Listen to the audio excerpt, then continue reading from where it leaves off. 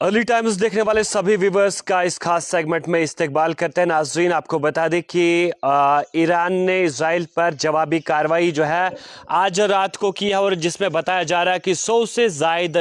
Ballistic missiles जो है वो दागे गए हैं। चाहे हम इजराइल के शहर जेरूसलम की बात करें या फिर हम टेल अवीव की बात करें तो वहाँ पर यके बाद दीगरे आज रात भर मिसाइल्स दागे गए और कुल मिलाकर बताया जा रहा है कि 90 के करीब लोग जो है वहां पर जख्मी हुए और 2 से ज्यादा लोगों की मौत भी वाक़ा हुई है, जिस तरह से खबर रसा एजेंसीज की हम माने। लेकिन आपको मैं बता दूं कि ट्रू प्रॉमिस 3 जो है इस ऑपरेशन को नाम दिया गया है, यानी ईरान की जानिब से इस ऑपरेशन का नाम ट्रू प्रॉमिस 3 जो है रखा गया है। लेकिन कल के रोज आपने देखा कि कल सुबह सुबह जब खबर आई थी कि 3:30 से 4 बजे के करीब जो है इजराइल ने ईरान पर हमला किया था और कई मकामात पर यह हमला हुआ था जहां पर जो हथियार थे या बाकी चीज़ें ईरान के जो डिफेंस साइट्स थी वो उन्हें जो है निशाना बनाए गए। लेकिन नतीजे में यह भी बताया गया था कि एक फौजी ओहदेदार के साथ साथ कुछ साइंसदानों की वहां पर मौत हुई थी। लेकिन कुल मिलाकर मैं आपको बता दूं कि कल के रोज ही जो ईरान के सुप्रीम लीडर है उनका मानना था कि अभी कुछ नहीं बिगड़ा है, हम जरूर बदला लेंगे और हम जरूर जवाबी कार्रवाई जो है वो करेंगे। तो बिल्कुल आज रात भर ईरान की जानिब से जवाबी कार्रवाई की गई और इस कार्रवाई के दौरान मैं आपको बता दूं कि 100 से जायद मिसाइल जो है वो जो है इजराइल के शहरों पर दागे गए। लेकिन जो इजराइल का मानना था कि जो लोकल जो सिविल एरियाज है उन्हें टारगेट बनाया गया, जो बिल्कुल नाकाबिल कबूल है। ऐसे एरियाज को जो है टारगेट नहीं किया जाना चाहिए था। लेकिन जब जंग चलती है, आप सभी लोग जानते हैं, तो फिर गोली जो है वो ये नहीं देखती कि वो किस तरफ जा रही है। लेकिन फिलहाल मैं आपको बता दूं कि अगर इजरायली डिफेंस की हम बात करें तो इजरायली जो आयरन डोम की बात करते हैं,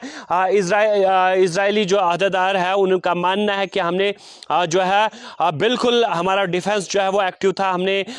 जो मिसाइल्स है उन्हें ज़्यादातर इलाकों में आने नहीं दिया। लेकिन वहीं ईरान की अगर बात करें तो काफ़ी ज़्यादा जो नई टेक्नोलॉजी से तैयार करदा मिसाइल्स है वो मिसाइल जो है इजराइल के मुख्तलिफ शहरों पर दागे गए हैं। और मैं आपको बता दूं कि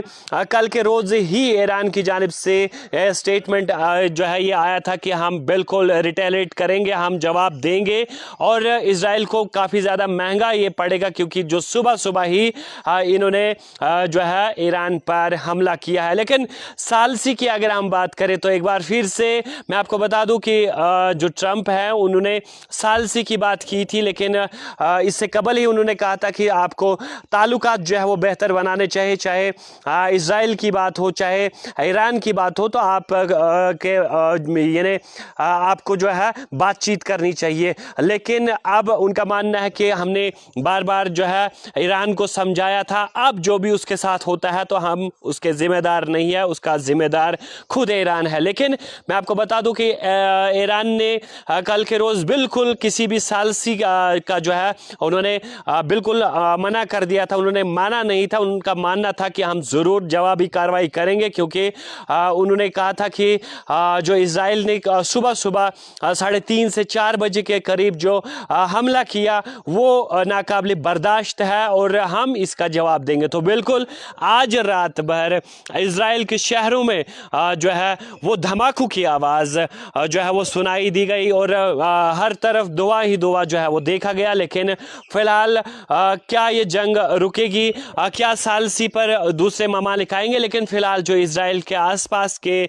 पड़ोसी मुस्लिम ममालिक है वहाँ पर जश्न भी मनाया जा रहा है। लेकिन मैं आपको बता दूं कि दीगर जो कंट्रीज़ है, दीगर जो ममालिक है वो कोशिश कर रहे हैं कि इनके माबैन जो है